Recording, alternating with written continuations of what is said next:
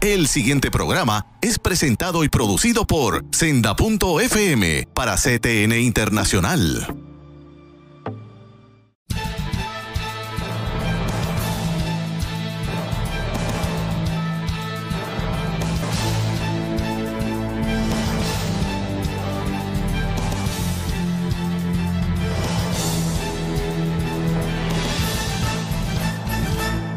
Saludos amigos de Alerta Cristiano, que les habla Eduardo García Resach. Una vez más estoy con ustedes agradeciéndoles su patrocinio, agradeciendo que abran las puertas de sus hogares para escucharnos en un programa más de Alerta Cristiano.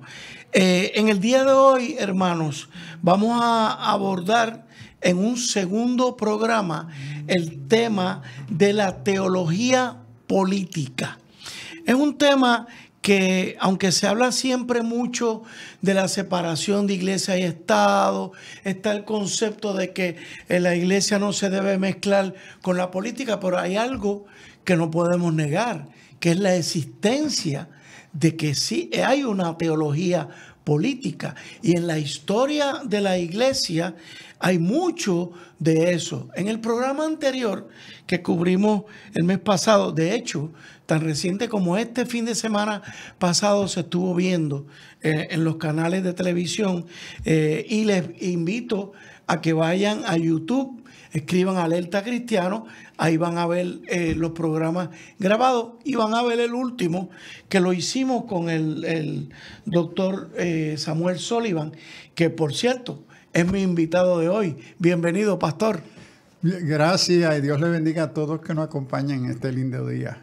Y lo tengo de invitado porque le había dicho a él, pastor, el tema amerita un segundo programa, porque se nos quedaron unos detalles. Se nos quedó bastante. Es un tema que realmente en uno o dos programas no lo podemos cubrir, pero queremos resaltar algo muy importante, que son las distintas visiones que ha habido a través de la historia de la iglesia sobre la teología política.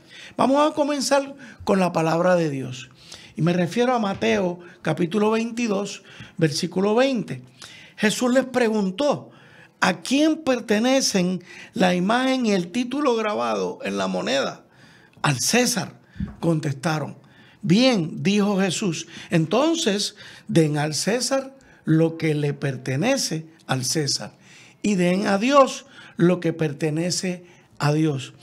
Con esta porción bíblica nos embarcamos el pastor Sullivan y yo a abordar un tema que en muchas ocasiones trae mucha controversia en el seno de la iglesia, diferencias, ataques, unos que sí, unos que no. Y de hecho, le estaba comentando al pastor Sullivan que preparándome para este programa, recordé que yo tengo un libro que valoro mucho, y aquellos de ustedes que quieran meterse en esa área, es un libro de un teólogo, Wayne Grudem, Politics According to the Bible. Es muy interesante el libro porque cualquier tema que ustedes vean en la política hoy, él lo aborda, pero lo aborda desde la perspectiva bíblica. Y eso es lo más interesante. Entonces, le estaba comentando al pastor Sullivan que él, en la introducción del libro, dice que a través del libro, él pretende abordar unos conceptos que él cree que han sido abordados por la iglesia de manera equivocada, por la iglesia y en el mundo. El primero, que el gobierno debe empujar, obligar a la religión. 1. 2, que el gobierno debe excluir la religión, rechazarla.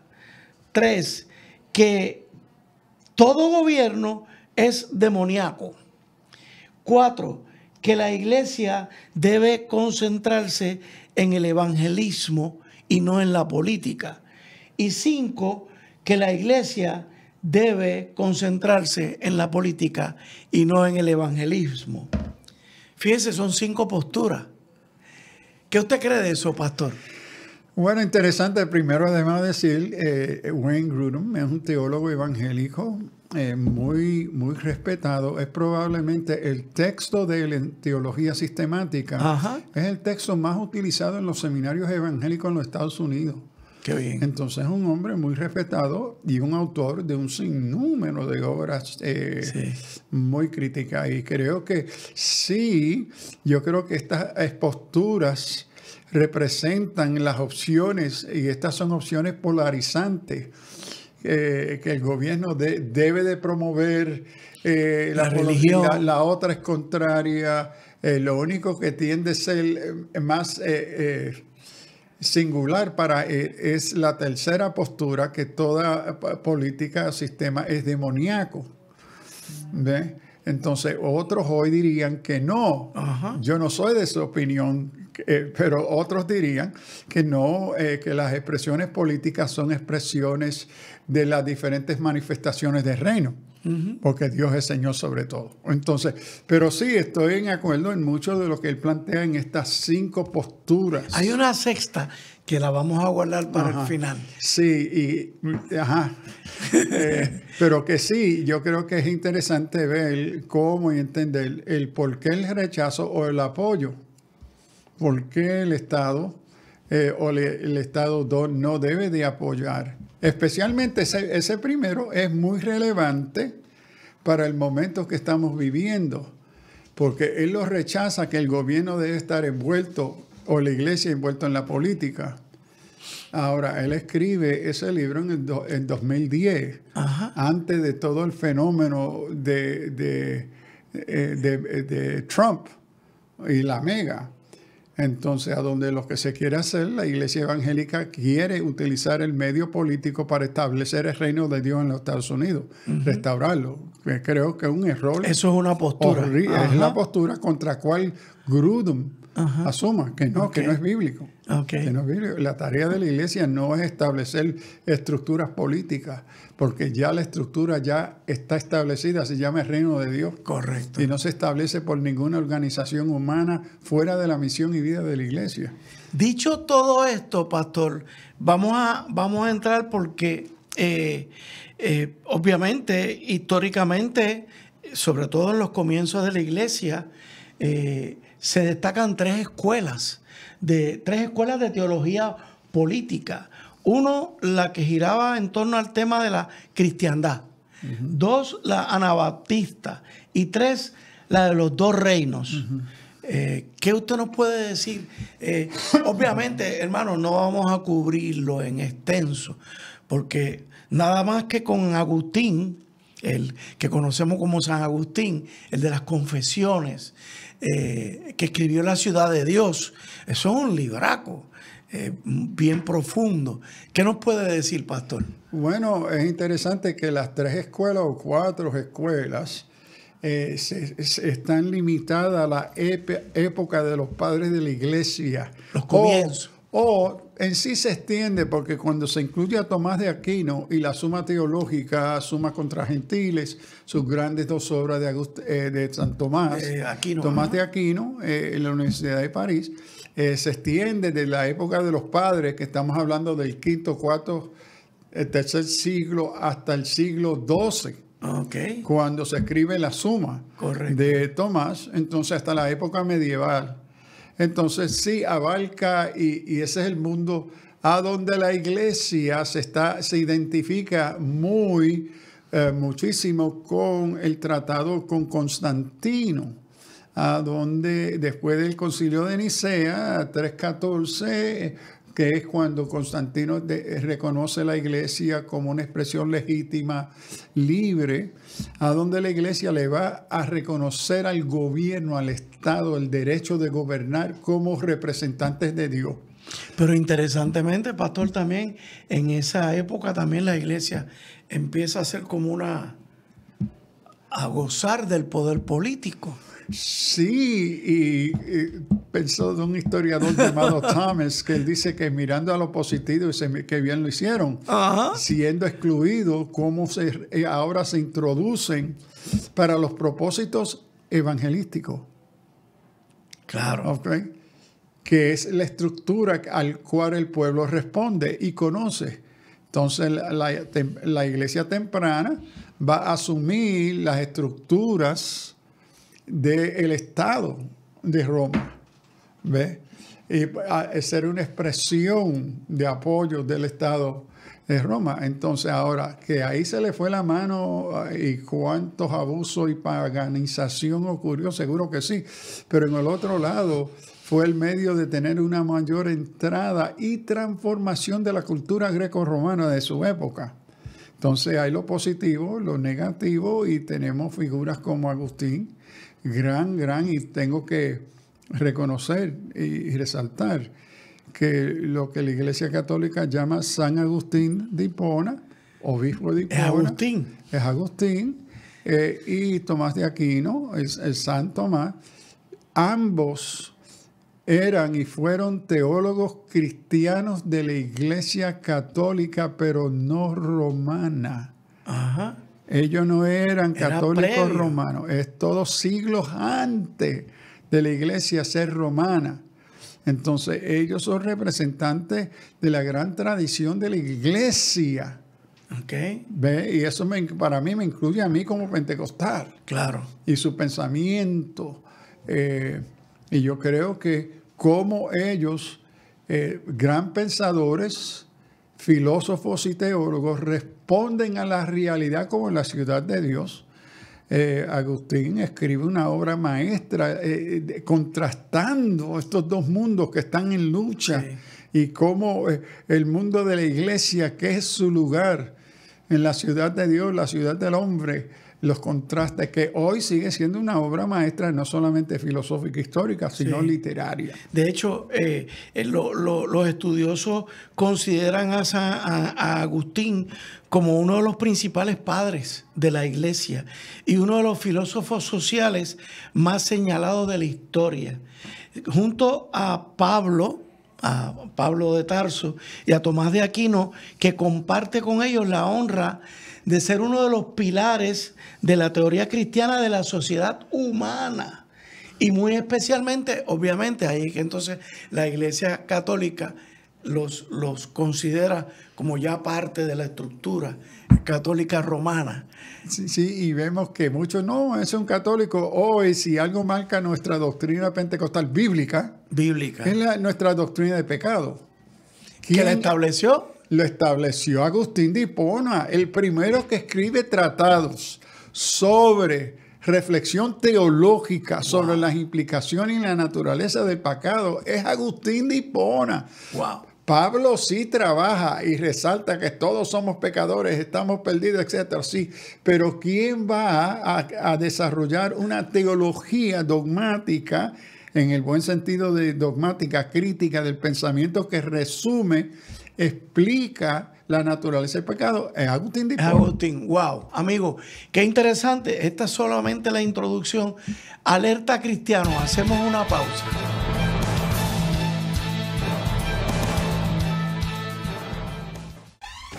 La mayor selección de música cristiana.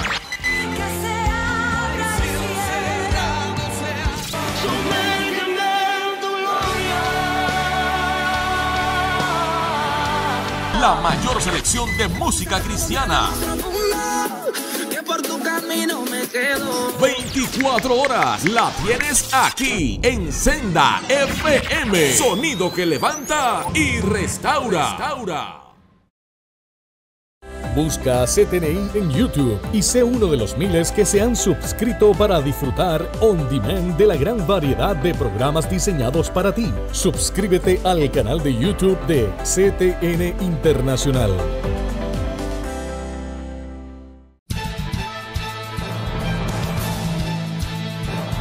De regreso con ustedes, amigos de Alerta Cristiano. Luego de esa introducción, yo quiero formularle unas preguntas al pastor Sullivan sobre, dejando atrás esta cuestión de los años, los siglos primarios y tratando de venir a nuestra época. Pastor, ¿ha creado el cristianismo una doctrina política? Diría sí y no. Sí, ha creado una gran diversidad de teologías políticas. Ok. No en el sentido que no en el singular. Es decir, que la iglesia no es una. Hay una gran variedad de interpretaciones de la relación de la política con la fe. Entonces, ahora la iglesia reconoce, y aquí iglesia con mayúscula, universal, reconoce que estando en el mundo, nosotros somos impactados por la estructura política que existe en nuestro entorno. Y que tenemos como iglesia, desde una perspectiva bíblica, tenemos una tarea, yo llamaría profética, de anunciar el evangelio ante la estructura política existente, anunciar las buenas noticias del reino y, el otro lado, no solamente anunciar, denunciar. La injusticia, etc. Ahora, para mí ahí es importante que esa acción de anuncio y denuncia es profético, no es político. Explíqueme eso. Es decir, el punto de autoridad, el punto de visión de la condición humana, la naturaleza humana y qué constituye la necesidad del ser humano en la actividad profética, parte de la Escritura. De la Escritura. Ok, la que el anuncio anuncia la solución a esa condición existencial del ser humano. Entonces, la denuncia la ausencia de justicia, de paz, de gracia, de misericordia, etc. Ahora, esas dos posturas parten del supuesto antropológico bíblico que el ser humano es pecador. Claro. Entonces, eso es distinto a lo que es la postura sociopolítica, a donde el ser humano no hay criterio de pecado. ¿Ve? Y el proyecto o cómo se interpreta la necesidad. ¿Qué es la crisis existencial? La política no parte de los mismos valores bíblicos cristianos que una expresión de anuncio y denuncia profética parten. Entonces hay un conflicto fundamental, especialmente hoy, si vamos a contextualizar, si algo caracteriza toda la expresión política, no es parte del partido, es el dominio de la mentira. ¿Okay? Hoy el discurso político es mentira y mentira, y si permite que sea, es mi versión de la verdad, es mentira. Ahora, la voz del evangelio, el anuncio y denuncia, parte o debe de partir, si es que quiere identificar como cristiano, partiendo de la verdad. Segundo, la expresión profética no es partidista. No responde a un partido político ni vende sus valores a un partido. Okay. Entonces, el momento que la iglesia o el creyente se hace miembro de un partido como cristiano, bueno, ya tú vendiste tu compromiso, porque como miembro de ese partido, tú te comprometiste con las posturas y las voces de ese partido. Okay. Ese partido no es iglesia. Nunca lo será. Okay. Pero ahora lo que te va a identificar es ese partido. Dejó de ser iglesia. Pero podemos concluir, a raíz de mi primera pregunta, que lo que la iglesia, en letra mayúscula, sí ha creado son unos principios que llevan al hombre a inspirarse, a actuar políticamente. Bueno, sí y no. Eso es verdad, creo yo. Si el que lo está actuando es cristiano, ok, si es cristiano, le parte de las escrituras esos valores. Correcto. Entonces, su visión de mundo, su cosmovisión de la relación social, cultural, política, que se llama política, los asuntos del pueblo, ok, parten de ¿qué? De los criterios y los fundamentos bíblicos. Pero eso no representa lo que es político. Claro, Claro. La visión política es totalmente contrario a esa postura. O sea, que es perfectamente, desde el punto de vista suyo, es perfectamente legítimo para usted que un cristiano se envuelva en la política partiendo de sus principios cristianos. Es que si es cristiano no debe haber otra opción. Correcto. El hecho que haya una opción es el problema. Correcto. Segundo es, y para mí esto muy mío y particular, una cosa es mi anuncio y denuncia cristiano ante la sociedad, entre las estructuras sociopolíticas, la cultura, etc. Otra cosa es hacer eso desde el punto de vista de mi partida como creyente en el mundo. Otra cosa es cuando me uno a un partido y me comprometo con los valores y visión de ese partido. Ya yo dejé de funcionar como cristiano en el mundo. Yo soy un cristiano dentro de una estructura política. De la cual ya yo me he comprometido con esos valores y principios. Uh-huh. Déjenme ilustrarlo.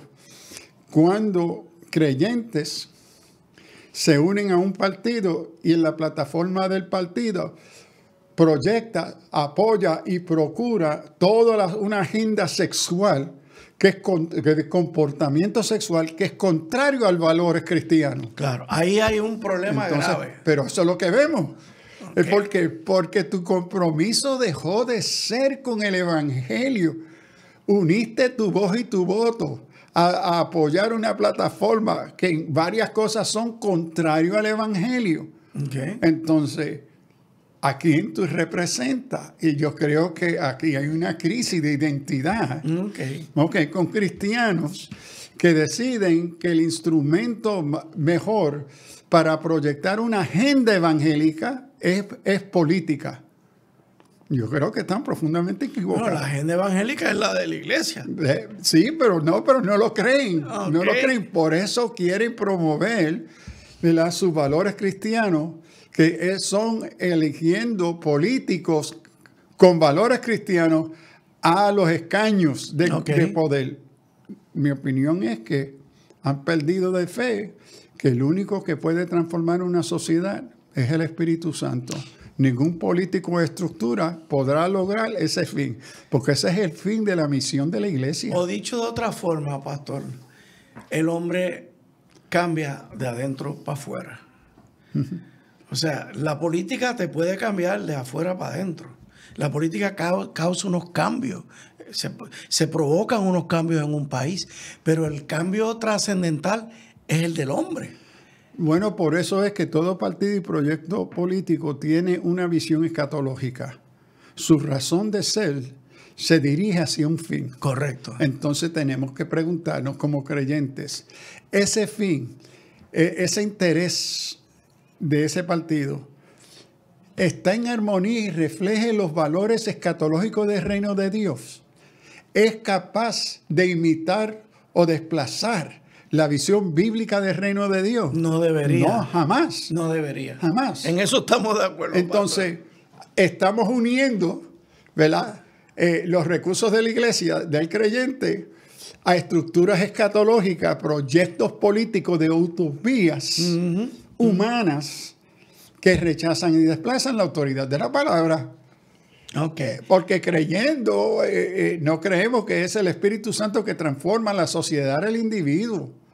Ahora, como ciudadano, yo debo de expresar mi voto, claro, sin duda. Claro, claro. Y educarme y formarme. Exacto, seguro. Okay. Pero eso es muy distinto de ser miembro de un partido militante y lo hago porque soy cristiano. Yo creo que hay unos conflictos éticos, teológicos, fundamentales. Sobre los cuales hay que caminar con mucho cuidado, mucho cuidado. Le tengo otra pregunta que se va a otro ángulo. ¿Podría decirse que la política es una dimensión de toda la teología? Bueno, sí, en toda teología tiene que tener, por su naturaleza, un aspecto político. Es decir, si estamos viviendo en este mundo y la tarea teológica es una respuesta bíblica al contexto, la realidad sociohistórica política que vivimos, nuestras posturas, interpretaciones y aplicaciones bíblicas tienen grandes implicaciones políticas, porque se dirige al mundo. El mundo vive y existe en un mundo político. Okay. Entonces, eso seguro, no puede escaparse de expresar unos principios y valores políticos. Le tenía una tercera pregunta, pero yo creo que ya me la contestó. ¿Debe un cristiano tomar en serio la teología política? Bueno, yo tendría que... Se cae de la mata. Bueno, no, es que se tiene que definir qué es teología política. Ok. Porque en cierto sentido... Estar embebido de estas cosas que estamos hablando, conocer la historia de la iglesia. Yo no la llamaría teología política, yo la llamaría teología cristiana que responde a la realidad social de nuestra cultura. Porque me parece a mí es dos polos opuestos. Teólogos es referente a Dios. Politik, según Aristóteles, es la sociedad, el ser humano. Entonces, la más inclusiva es teológica porque es Dios en relación al mundo. Pero la política no. La política tiene poco que ver con Dios. Tiene que ver con la naturaleza de deidad del ser humano. Pero para un cristiano la política debería tener que ver con Dios.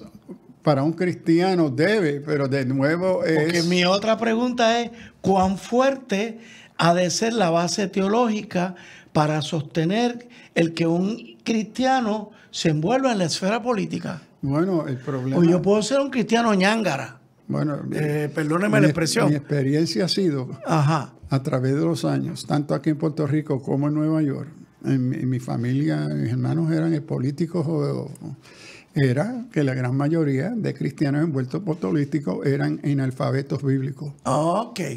Ahí entonces podríamos hablar más ahorita, pastor, de que parte del problema es ese, que hemos dado un mal testimonio. Porque entramos sin ser un cristiano, no me gusta usar la palabra fuerte, un cristiano maduro. Es la palabra que la Escritura usa. Si yo soy un cristiano maduro y decido entrar a la esfera política, eso es otro asunto. Ahora, si soy un niño de leche... Bueno, el asunto es que Pablo, escribiendo a los Gálatas en sus otras cartas, dicen, bueno, con todos los años que ya ustedes tienen y siguen siendo niños, es tiempo que ustedes ya hayan sido maduros. Es decir, tristemente medimos muchas veces la madurez del creyente, del líder cristiano, con los años que tiene en el ministerio, y no con los años que ha sido pastor, y no la madurez formada por la palabra en la vida de ese creyente, donde se tiene que manifestar entonces esa madurez con el fruto del Espíritu. Wow, pastor. Amigos, no se vayan porque vamos a abordar ya mismito los aspectos que deben considerar aquellos hermanos que son pastores y que de alguna u otra manera están envueltos en la política. Alerta cristiano.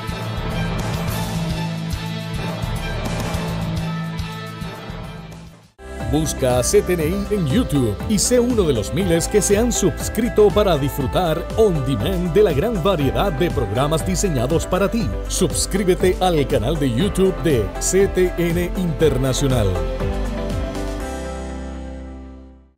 ¿Estás buscando dónde matricular a tu hijo para este año escolar? Te diremos por qué la Academia Yará es la alternativa. La Academia Yará te ofrece la mejor educación para tu hijo, con una facultad de maestros altamente cualificados, educación cristiana, salones con aire acondicionado, bellas artes, deportes, libros y pizarras digitales, desayuno y almuerzo, cuido, asignaciones supervisadas, cancha bajo techo.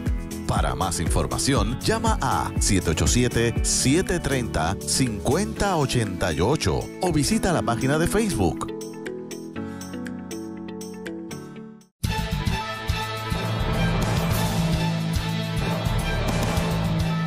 De regreso con ustedes, amigos de Alerta Cristiano, ya en el tercer segmento del programa. Y ahora vamos a entrar en unas consideraciones. Precisamente, pastor, ¿qué consideraciones se debe tener de parte de un pastor que está participando en la política?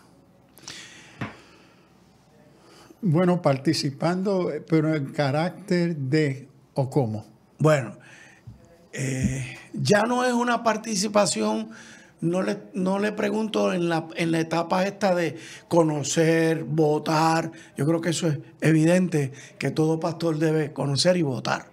Ya sería en una participación más activa como líder político, como miembro de un partido político que participa de gestiones internas de ese partido. Bueno, yo primero creo que la primera consideración es una consideración de identidad que te define, que es la fuente de tus valores y principios que tú traes a esta tarea, a este esfuerzo social político.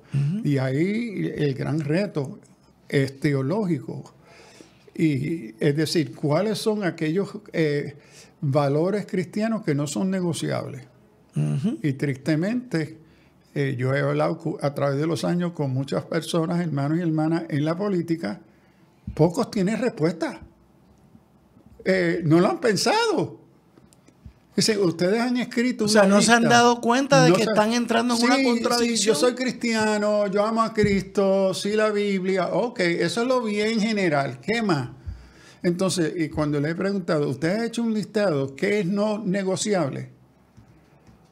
Que usted entrara en esta nueva relación, porque lo otro es el compromiso y participación, creo yo, en un partido dejó de ser pastoral. Tu función en ese partido no es como pastor. No es como pastor, definitivo. ¿Ok? No, es una función secular. Okay. Entonces, ¿cuáles son los valores y los valores bíblicos no negociables y cuáles son las implicaciones éticas? Por ejemplo, moverme a la esfera activa como creyente y ahora como pastor. ¿Qué hago con dos supuestos fundamentales en la naturaleza política? Número uno, que todo es negociable. En la política. En la política todo es negociable. El político se hace por la capacidad de negociar. Todo es negociable. Ya eso es un conflicto de frente a los valores cristianos. Segundo, la política hoy se define por la mentira. Al político no le importa ponerse enfrente de un micrófono, frente a la televisión y mentir y saber que está mintiendo. Y propone y proyecta su proyecto a través de mentiras, muchas veces mentiras y mentiras. Esa es la naturaleza del discurso político, de mentir. Se llama hoy, no mentira, propaganda. Propaganda. ¿Ok? Se hace legítima la mentira.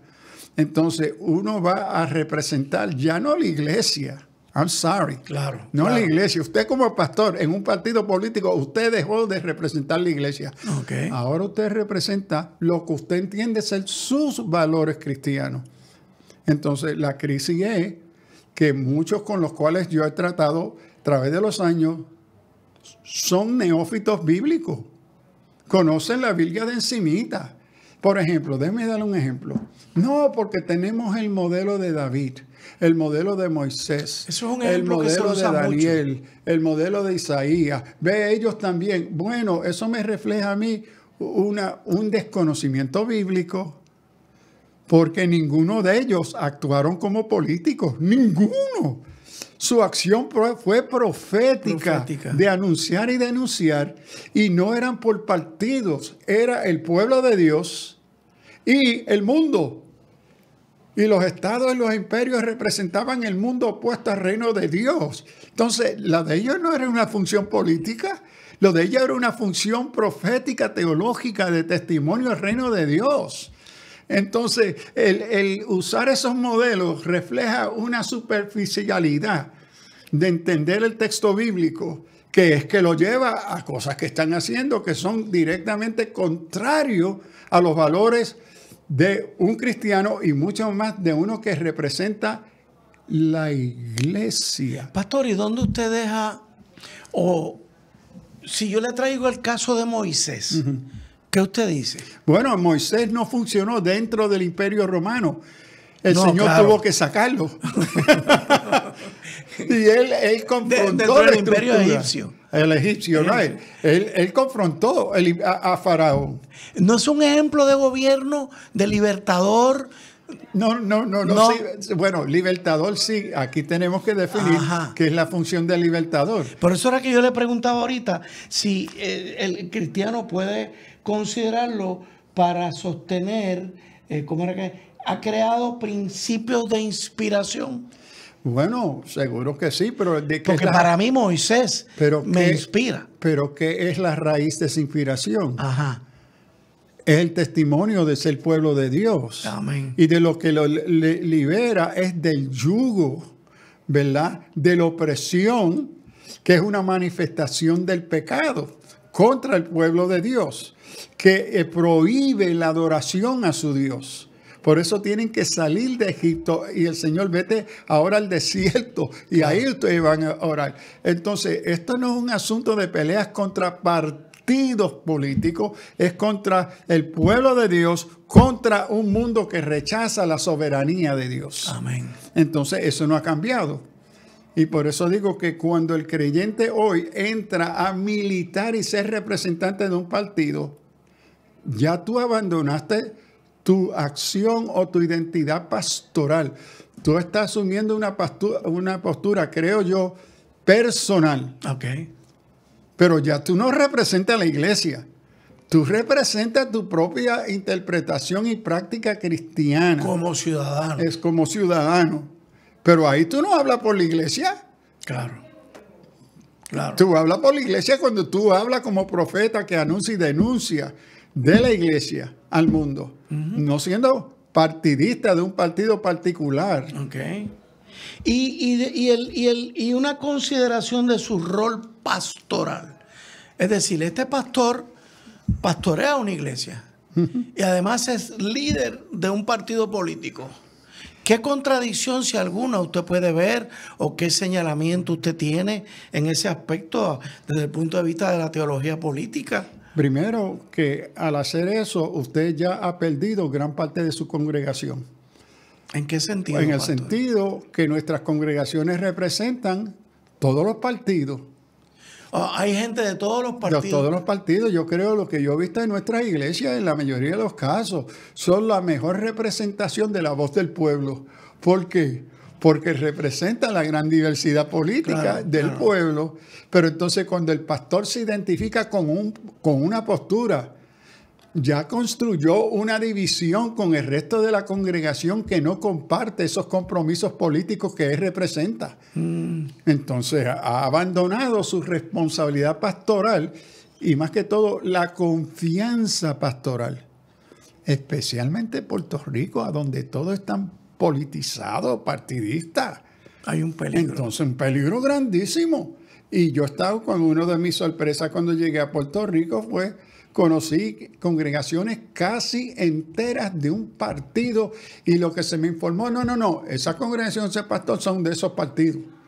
Si usted no es de ese partido, raramente van allí. Sí. Se van a otra iglesia. Entonces la iglesia la han convertido en un partido político. Pero no hay duda, pastor, de que la historia puertorriqueña nos muestra específicamente dos tendencias de partidos políticos que cultivaron una relación con la iglesia, con los pastores. No quiero decir la iglesia con letra mayúscula, que cultivaban de aquí y de allá, sonsacaban, tentaban, hacían ofrecimientos. Bueno, exacto, la tentación, y qué triste y qué escándalo para la iglesia que compraron los pastores.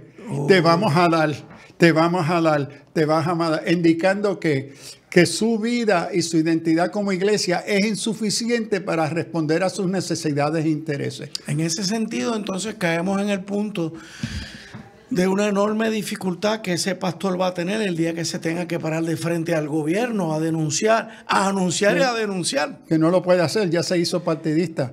En las campañas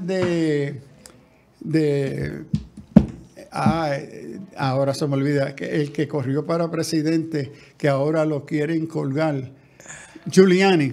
Ok. Él viene y manda a su representado a la iglesia que yo estaba pastoreando en Nueva York y dice, mira, tu iglesia es muy influyente aquí, es una iglesia de clase media alta, profesional. Mucho boricua en el Bronx. Sí, boricua en el Bronx. Y queremos, Giuliani quiere venir y dirigirse a su iglesia. Y yo digo, bueno, sí, yo trae cada uno de los candidatos, pero ninguno de ellos sube al púlpito. No.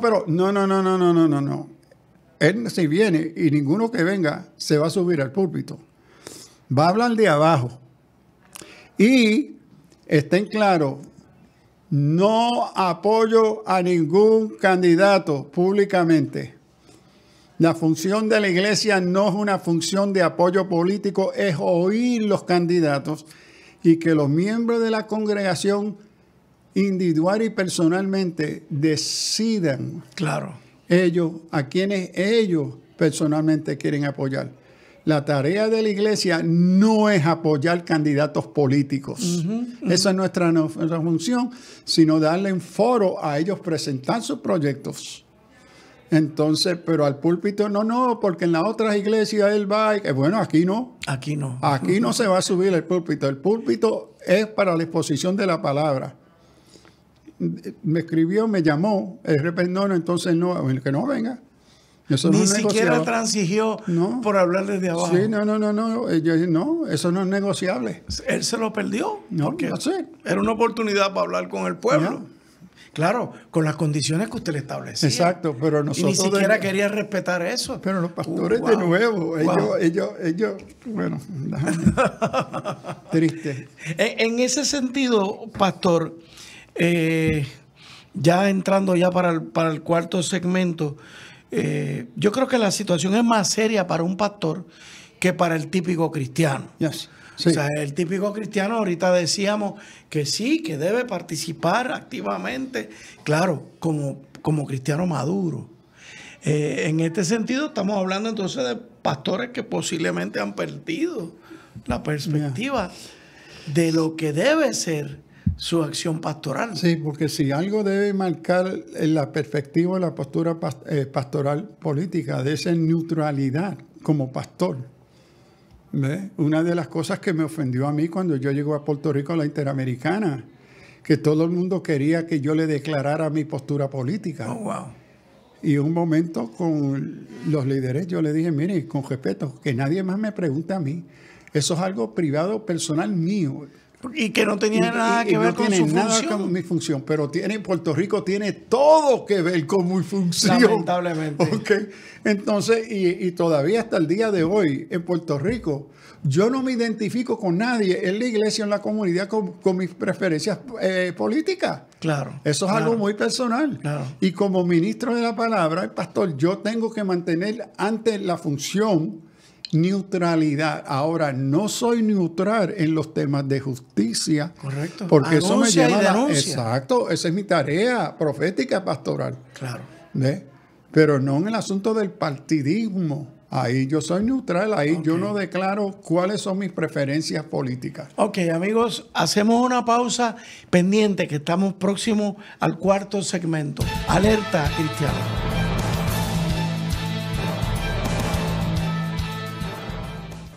Busca CTNI en YouTube y sé uno de los miles que se han suscrito para disfrutar on demand de la gran variedad de programas diseñados para ti. Suscríbete al canal de YouTube de CTN Internacional.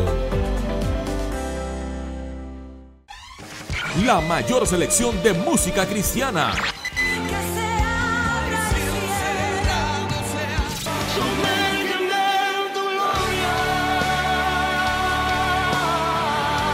La mayor selección de música cristiana. 24 horas la tienes aquí en Senda FM. Sonido que levanta y restaura.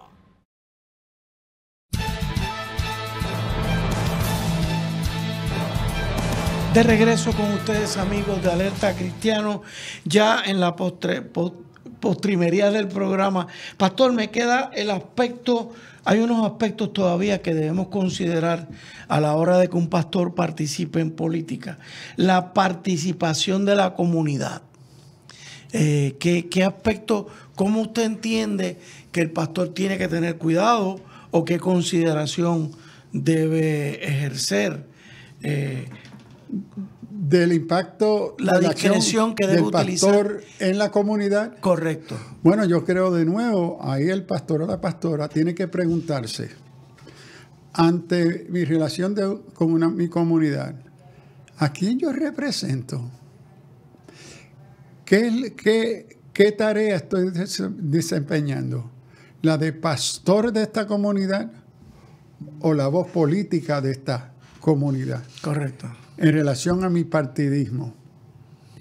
Entonces, yo creo que la tarea pastoral bíblica es cómo el pastor dirige, orienta, capacita a la congregación creyente a mirar cuáles son esos valores cristianos y cuál es la naturaleza y la condición de nuestra comunidad que requiere, primero, que necesitamos seguir anunciando las buenas nuevas, evangelismo. Porque la condición fundamental existencial es pecado. ¿Okay? Ahora, ¿cuál manifestaciones de ese pecado? De pecado se está manifestando en forma de injusticia. Ahí la iglesia como comunidad tiene un lugar importante de impactar con el anuncio y la denuncia de la presencia de injusticia. Ajá. Pero esa injusticia, creo yo, no se debe de reducir a interpretaciones partidistas. Es decir, la Escritura, y déjeme ahora aclarar esto. Ajá. Cuando X partido asume una postura pro justicia, que la comunidad cristiana y el pastor entienden que esa expresión y este interés es un reflejo de unos valores bíblicos, yo apoyo esa postura, no el partido. Correcto. Hago una distinción entre el partido y los valores que el partido que sea que esté apoyando esa postura de justicia. Mantener esa línea que distingue la postura del testimonio de la Escritura y la Iglesia sin convertirla en un favoritismo particular partidista. Y ahí es que está entonces la lucha. Porque los partidos quieren que la iglesia se identifique con el partido y su postura de lucha, en vez de su principio de justicia. Porque no requiere que sea el partido tal. Le voy a hacer una pregunta que posiblemente me salga un poquito del tema, pero está vinculado. Me explico. Un pastor predica todos los domingos. Y usted me puede decir, bueno, cada pastor tiene su estilo. Cada pastor utiliza o no utiliza los asuntos del mundo en sus predicaciones. A mí nunca se me olvida, siendo yo católico, al padre Terenza, que yo siempre honro, que él predicaba y nos traía ejemplos del periódico de la semana. Y nos educaba, nos ilustraba. Pero esto es lo que plantea el periódico, la noticia, y esto es lo que plantea nuestras creencias cristianas, la Biblia. Es una forma, no voy a decir partidista, pero es sí político, en tanto y en cuanto trae un issue del mundo. Sí, y ahí hoy yo haría una distinción que el carácter del periodismo hoy es muy distinto en contenido y propósito del periodismo de 25 o 30 años atrás. Correcto. Entonces hoy yo leo los periódicos con pinza. Con una lupa bien grande. Porque lo que veo es que cada periodista está representando unos valores políticos partidistas. Pero entonces, pastor, con más razón, el buen pastor debe tratar de ayudar a su feligresía a discernir. Pero ahí es que está la tarea y ahí es que está el problema. Discernimiento. La acción necesaria del discernimiento de la palabra ante el mundo que vivimos, requiere conocer las escrituras y trazar esa escritura con respeto, con entendimiento, con conocimiento. Y el problema es que ante una gran presencia inalfabeta, que conoce la escritura de encimita, entonces los recursos que tiene para esa acción de discernimiento es sus experiencias y sus emociones. Y lo más fácil para manipular en el mundo político son sus experiencias y tus emociones. Claro. Entonces la crisis de discernimiento es la crisis del desconocer con seriedad, de forma crítica, bíblica, exegética, histórica, el texto que define y dirige mi vida, que es la fuente de mi voz de anuncia y denuncia. Entonces aquí no se puede escapar del púlpito, ¿verdad? Cómo se relaciona y se contextualiza la verdad de esa palabra en el mundo. Ahora yo creo que se hace con ilustrando. Mire, tenemos esta crisis de justicia. Mire un caso como esto se manifiesta. Yo no tengo que convertir eso en un asunto partidista. Estoy mirando al ejemplo de la ausencia de injusticia. Entonces, es la tarea del anuncio, es también denuncio. Correcto. En ese sentido, pastor, es como si le estuviéramos devolviendo la pelota a la iglesia. Yes. Si cada semana la iglesia se dedica a profundizar en la problemática del mundo a la luz de sus principios, entonces no tendríamos que tener tanta política barata en el mundo. O sea, estaríamos levantando un pueblo mucho más educado en los conceptos bíblicos. Más sabio de decir, no, a mí este político no me engaña. Este político me está mintiendo o está manipulando la verdad, porque eso no es lo que dice la palabra de Dios. Entonces, me duele tener que reconocer que entonces la iglesia está fallando. Bueno, el fallo se manifiesta de forma palpable, que repetidamente oigo esto de pastores, y no importa qué concilio, qué denominación sea, el servicio menos asistido en nuestras iglesias es el estudio bíblico y el de oración. Wow. Y entre los que se desaparecen en el estudio bíblico y la oración son sus líderes. Entonces, si el ¿por qué? Porque se creen que ya lo saben todo. Es que para ellos de veramente no creen que la escritura es palabra de Dios, no lo creen. Uy. Eso es una retórica evangélica hoy. Uy. Entonces no lo creen. Entonces uno puede ser líder de la iglesia local y nunca asistir a un estudio bíblico. Ser un iletrado bíblico porque eres buena gente, tienes buena personalidad o hasta predicas bueno, tú vas a ser el pastor o la pastora. Tú vas a ser líder porque tú le caes bien o tú cantas, tú eres músico, todas estas condiciones. Y lo que no se trata es qué prioridad tiene el estudio sistemático de las escrituras en la vida de este creyente. Claro. Y el testimonio es que no se aparecen. Y uno de los tristes modelos de esto, típicamente cuando yo llego a una iglesia el domingo, casi siempre llego durante el tiempo de escuela bíblica. ¿A dónde está el pastor para recibirme? En la oficina.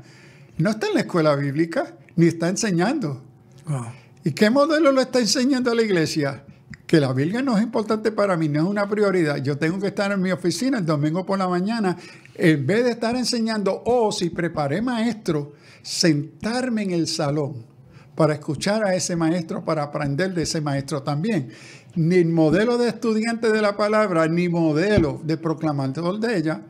Entonces, ¿y qué está haciendo muchas veces tristemente el sábado? Preparando el mensaje para domingo.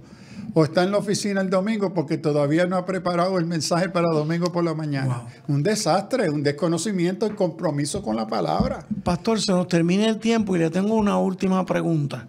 ¿Qué hace un cristiano que está en un partido político que se encuentra en una encrucijada entre seguir en ese partido o sacrificar sus principios fundamentales cristianos? Bueno, yo creo primero tiene que procurar con discernimiento la dirección de Dios para su vida. Eso es lo primero. Segundo, tiene que preguntarse a dónde en sí cae mi lealtad. ¿Qué es el criterio mayor? ¿Fidelidad a mi testimonio y vida como creyente o mi fidelidad a una organización que no sea iglesia? Y eso, el discernimiento, la convicción de la palabra y el Espíritu Santo en la vida de ese creyente. Porque ese mismo cristiano pudo haber negociado unas cosas, pero puede llegar al punto donde tenga que negociar otras más profundas de su fe. Es que si las negoció no fueron profundas.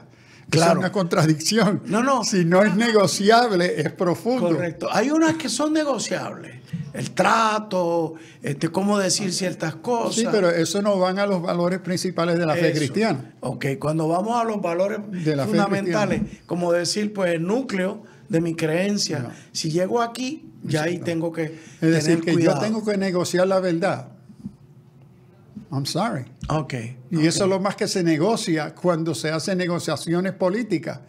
Tú tienes que estar dispuesto a negociar verdades y valores que tú asumes y creen que son verdad.